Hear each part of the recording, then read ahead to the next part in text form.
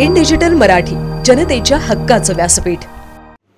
मराठी पाट्यांच्या मुद्द्यांवरून मनसेने दुकानदारांना 2 दिवसाचा अल्टिमेटम दिलाय। यावेळी दुकानांवर असलेल्या मराठी पाट्यांच्या मुद्द्यांवरून मनसैनिक आणि दुकानदारांमध्ये जोरदार वाद देखील झाला।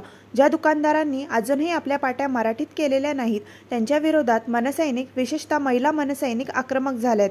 या मनसैनिकांनी रात्रीच्या सुमारास इंग्रजी पाट्या असलेल्या दुकानांना भेट दिली।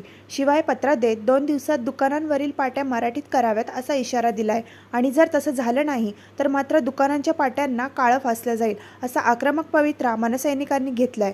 यावेळी दुकानदारांसोबत मनसैनिकांचे वाद देखील झाले। मात्र दुकानदार जर ऐकले नाहीत तर मनसे स्टाईलला त्यांना धडा शिकवला जाईल असे मनसैनिकांनी गर्भित इशारा दिलाय।